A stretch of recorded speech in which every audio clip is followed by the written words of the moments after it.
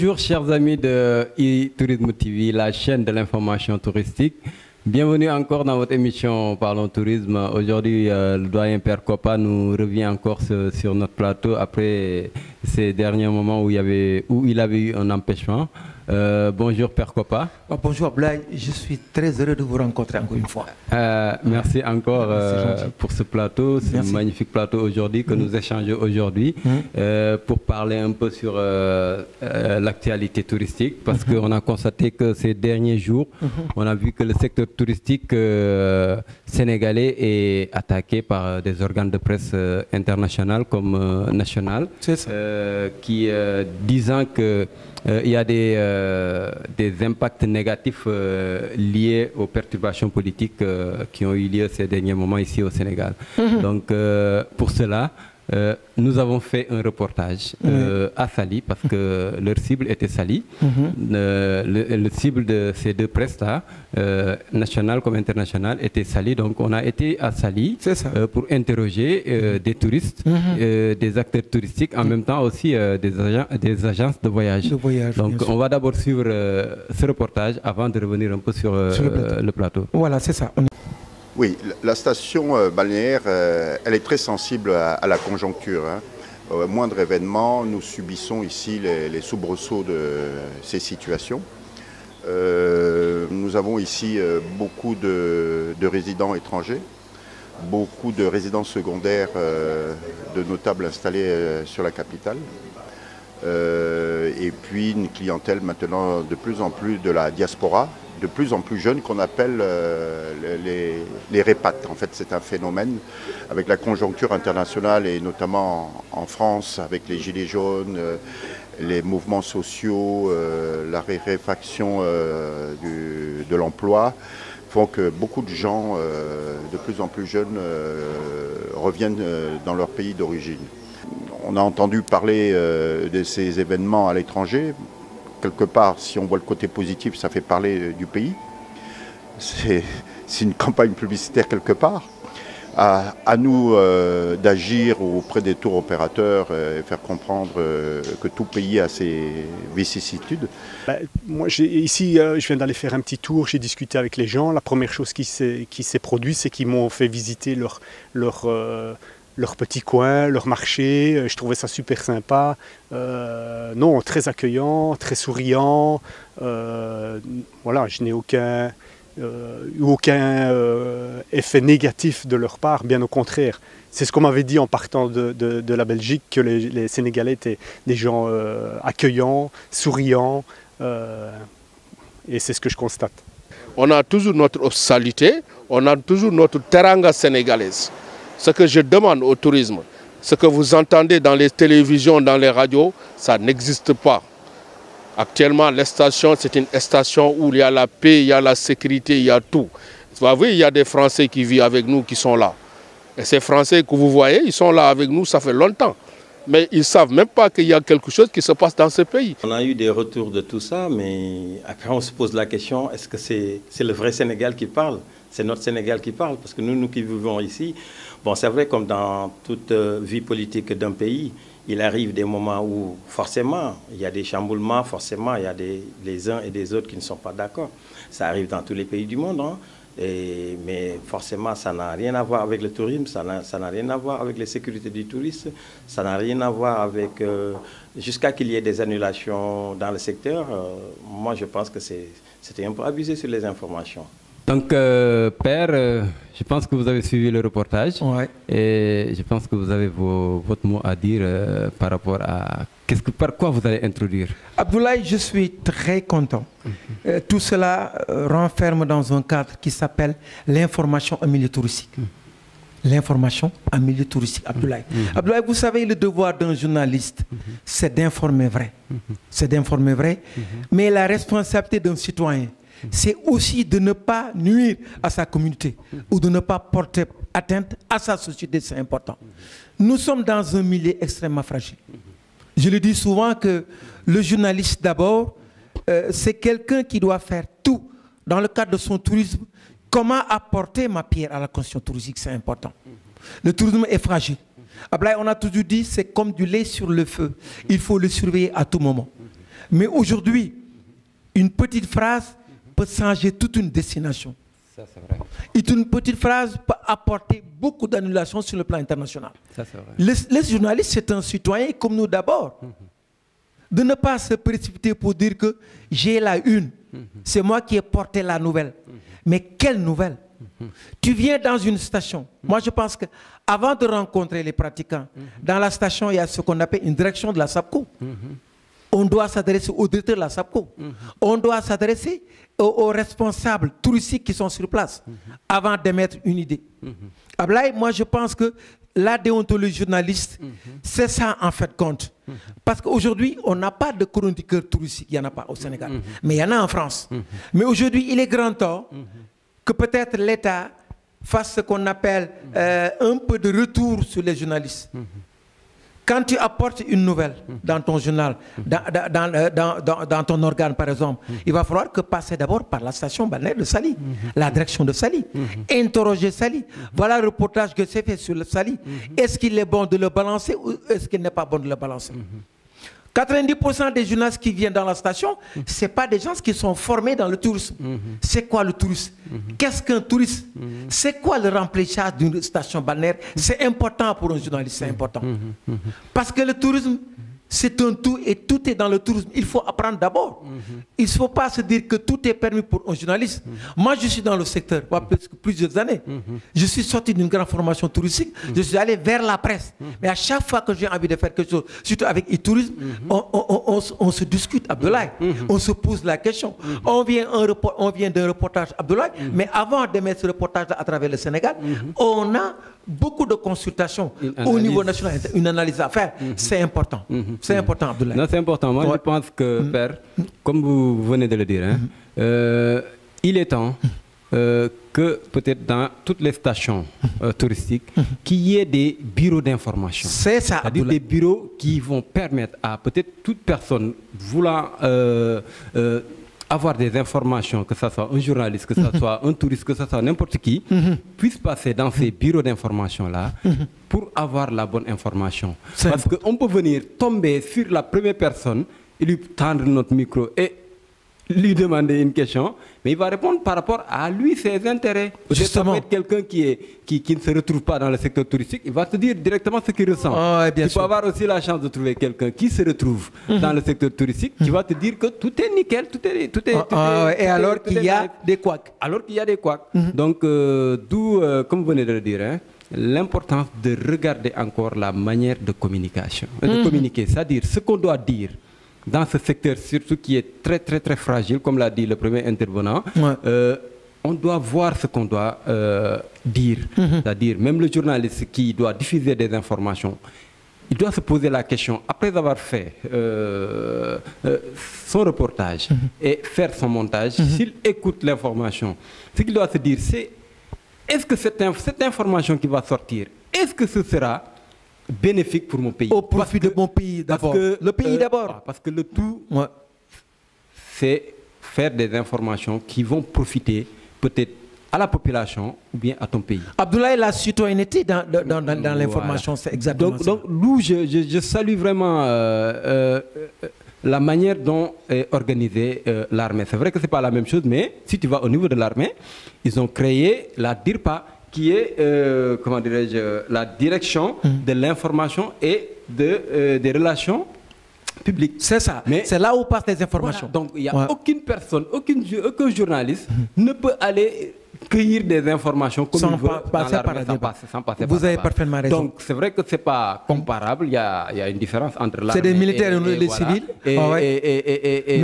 Mais on peut copier sur l'armée quand même. Vu l'importance et la transversalité du tourisme, du secteur touristique, parce que qu'on le veuille ou pas, le tourisme intéresse directement ou indirectement toute population sénégalaise. C'est ça, ça s'intéresse à tout chacun. Comme c'est un secteur qui est très transversal et qui est très porteur d'emploi, qui est trop porteur de revenus. Qu'il faudrait surveiller à tout moment. Il faut vraiment le surveiller. C'est important, Abdoulaye, ce que vous avez dit. Vous avez fait une comparaison extraordinaire.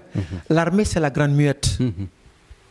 La discipline, la déontologie, c'est dans l'armée. une communication, ça se prépare, Abdoulaye. Regardez le reportage que nous avons fait au niveau de la station. Tous ceux qui ont parlé, ils ont dit du bien sur le Sénégal. Quelles que soient nos infusances et nos tares, ça existe partout dans le monde, que le Sénégalais reste toujours dans sa teranga sénégalaise, qui est devenue aujourd'hui un trésor culturel. Qu'il soit le touriste qui vient de l'étranger, qu'il soit le tourisme intérieur, tous ceux qui viennent dans la station, ils ont senti que les Sénégalais sont extrêmement gentils. Et que ces 3 S ne sont pas inclus. Le sourire, la sécurité, et ce qu'on appelle le soleil. C'est pas exclu. Mais c'est ce qu'a dit le touriste qu'on a interviewé. C'est exactement cela. C'est un touriste qui venait tout juste d'arriver. Mais il a dit que c'est un Belge qui dit que tout ce qu'on lui avait dit du Sénégal, c'est ce qu'il a retrouvé. Donc, comme on dit, hein, ce teranga et comment dirais-je, la teranga, l'hospitalité, la gentillesse, les Sénégalais, la sécurité aussi. Ça va exister, c'est chez nous. Ils font des voyages sur mesure. Avant d'arriver au Sénégal, ils apprennent le Sénégal. Le Sénégalais est foncièrement extrêmement gentil, je le dis. Quels que soient nos problèmes, nous avons toujours notre sourire. Et ce sourire qui ne coûte rien, mais qui achète tout.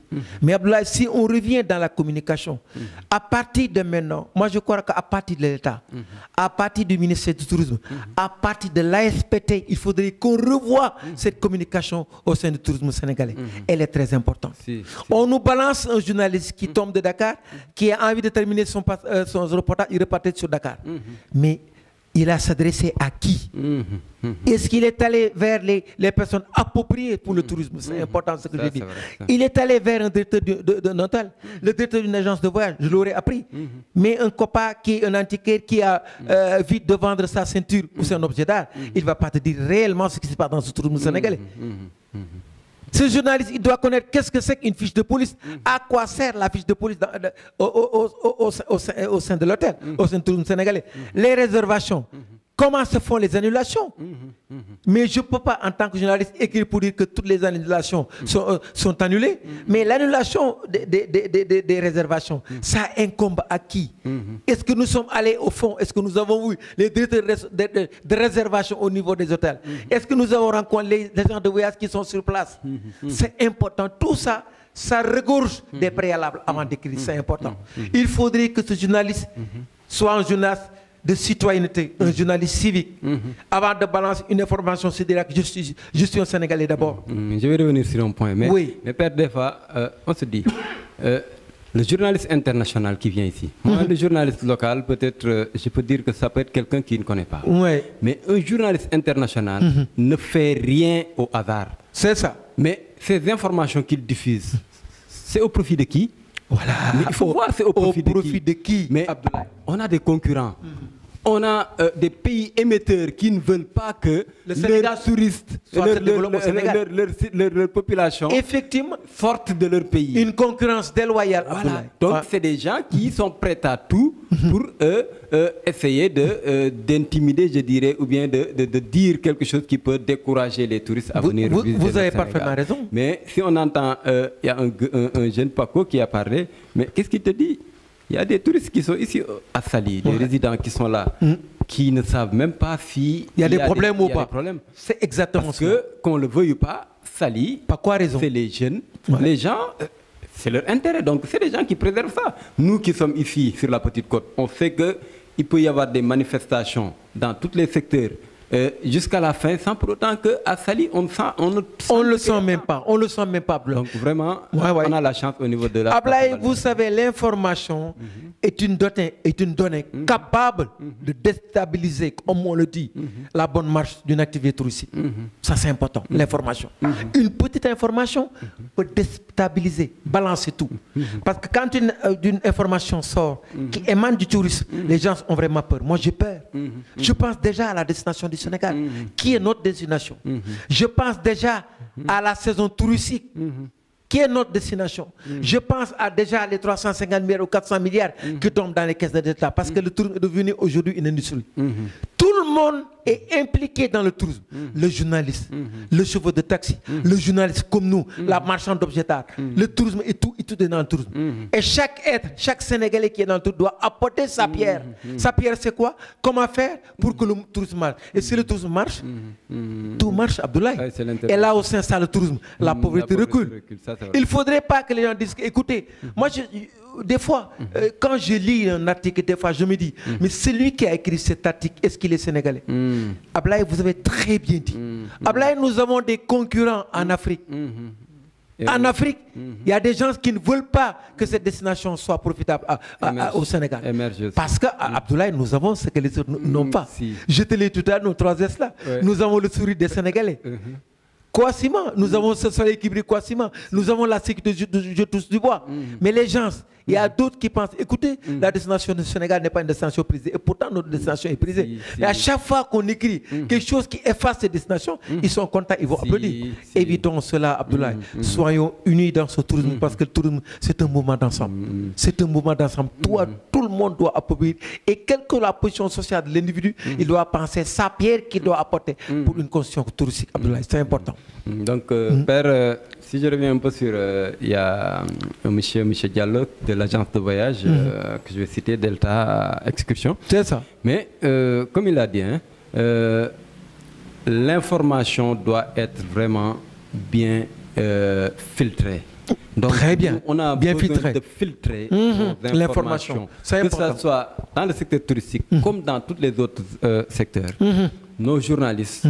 C'est vrai qu'il faut dire l'information, la réalité, mais si on a une information ou bien une réalité qui risque de nuire à notre population, il ne faut pas balancer cela. De nuire à notre pays, on doit vraiment, même si on le dit, au moins proposer quelque chose. C'est ça. Une petite phrase qui va au contourner moins, cela, effectivement. Qui va au moins apporter, atténuer un plus à notre tourisme. De l'information. Mais venir comme ça, balancer comme ça et être content parce qu'on a dit que oui, le tourisme. Je suis le premier à le faire. J'étais dans la station, on m'a invité à parler. Abdoulaye, je reviens sur les réseaux sociaux. Je reviens tous ceux qui travaillent dans les réseaux sociaux. Il faudrait faire beaucoup attention. La communication, elle est importante. C'est un volet très important pour développer un pays. C'est un volet aussi très dangereux pour déstabiliser quelque chose. C'est important. Abdoulaye, le tourisme, une information en milieu touristique, ça doit être une information véridique, véridique comme tu as bien dit, et bien vérifiée. Abdoulaye, on m'envoie au niveau de la station. Avant de faire quoi que ce soit, je dois venir d'abord rencontrer la direction e-Tourisme TV. C'est tous les gens qui travaillent dans le tourisme, qu'ils comprennent les BA du tourisme, c'est important. Ça ne veut pas dire que j'ai été dans la station, on m'a invité le matin, j'ai été parti pour le profit de quelqu'un. Abdoulaye, c'est dangereux. Ça, c'est vrai. Le profit pour quelqu'un, c'est dangereux. Mais pourquoi pas le profit sur le plan international? Le profit de tout le monde. On se réfère d'abord au ministère du Tourisme. Des gens qui travaillent d'arrache-pied, jour et nuit. Ils sont partout dans le monde pour promouvoir la destination du Sénégal. Mais à moins de choses, ils peuvent nuire cette destination-là. Il faut penser à ces Sénégalais qui travaillent pour nous, qui apportent les 400 milliards. Il faut penser à l'agence sénégalaise de promotion touristique, à la SAPCO qui est là à côté. Mais il ne faut pas se dire que j'ai le micro, je suis journaliste, j'ai ma carte de journaliste. Surtout les jeunes qui viennent d'arriver dans ce métier-là. Lentement, mais sûrement. Une information, elle est importante si elle est bien orientée. Une information apporte quelque chose à son pays si elle est bien sur la route. Mais l'information, elle est mauvaise si elle détruit tout ce qui a été construit. Abdoulaye, ça c'est important. Maître Abdoulaye disait que la presse, son rôle primordial est d'informer vrai. Quoique celui qui pousse écouter cela puisse en profiter. C'est M. Abdoulaye qui le disait parce que je n'ai recoupé que ses pensées. Traquer l'information, la rendre disponible à la population afin qu'elle puisse exercer sa vigilance citoyenne. C'est Abdoulaye qui disait ça. Abdoulaye avait créé son journal. Et quand il parlait pour le Sénégal, c'est important. Donc tous les journalistes, les jeunes qui viennent d'arriver, ils doivent s'approprier de cette pensée extraordinaire. Ils doivent se baser sur les anciens qui sont là. Il y a de très bons journalistes, mais des journalistes d'une citoyenneté extrêmement large, Abdoulaye. Tout ce qu'ils font, c'est pour apporter un plus à leur pays. Aujourd'hui, quand je me lève, que j'ai mon micro qui va vers la station, je me dis, aujourd'hui, dans la journée, qu'est-ce que je dois apporter pour mon tourisme sénégalais? C'est important pour là. Mais Père, aussi, si je reviens un peu, moi, ce qui me... Bon, c'est pas qu'on est partisan, on n'est pas contre que les gens disent du bien ou du mal dans le secteur touristique. C'est ça. Mais moi, je pense que ces informations sont sorties bien après les événements. Ces perturbations liées au secteur, liées à la politique sénégalaise. Donc, moi, je pense que ça aurait été au moment où il y avait ces problèmes-là, jusqu'à une semaine après, on peut dire, mais c'est des informations qui sont sorties souvent plus de 10 jours après ces événements-là. Il y a beaucoup de choses qui sont passées après. Il y a beaucoup de choses. Et c'est au moment où les choses sont redevenues normales. Voilà, normal. Donc, on ne peut pas vraiment dire que tout doit aller rouler comme sur des roulettes. Parce que le premier intervenant, Jean-Paul, qu'est-ce qu'il a dit? Mais c'est un peu partout dans le monde.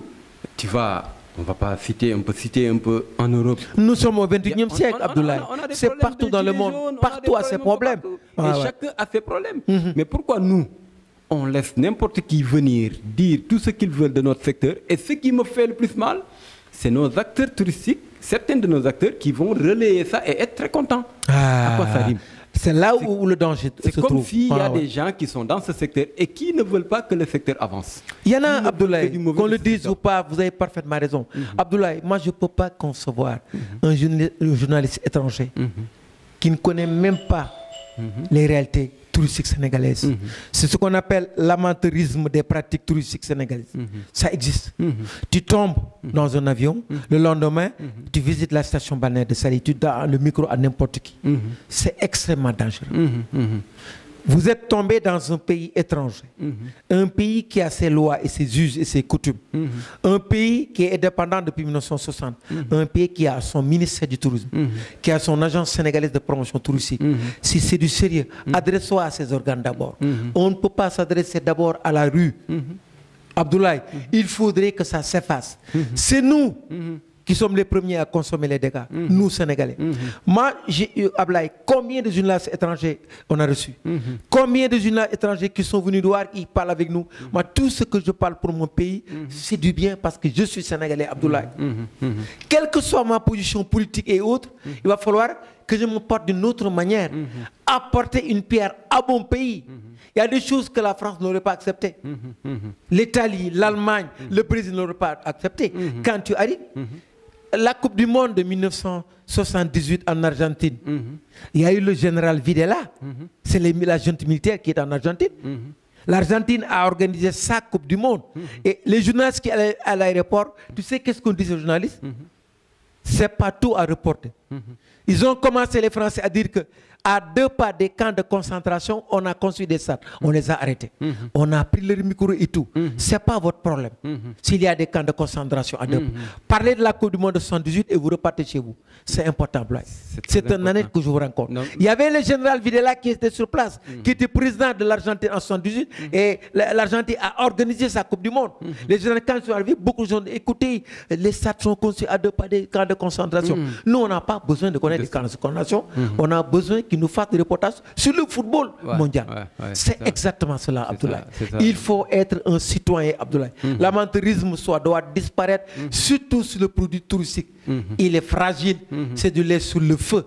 Quand on s'adresse à des Sénégalais, il faut que les Sénégalais représentent d'abord le président de la République, le ministère du Tourisme, le directeur général de la SAPCO et tous ceux qui travaillent dans ce produit important pour l'économie nationale, Abdoulaye. Mais, Père, je vous pose une question. Oui. Et là, selon vous, quelle est la part du ministère du Tourisme dans toute cette affaire? Dans toute cette affaire.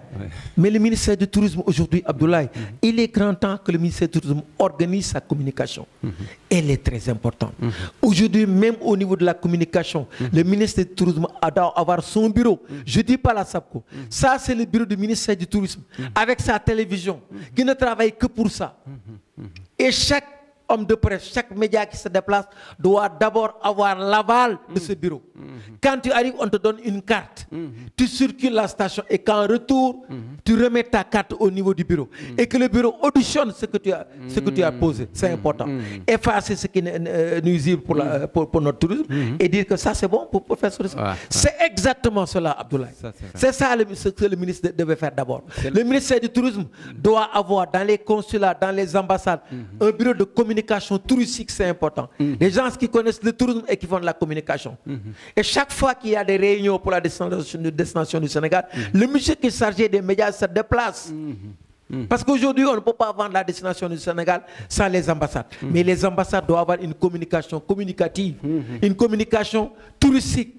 C'est important. Abdoulaye, le touriste, qu'est-ce qu'un touriste? C'est important, Abdoulaye.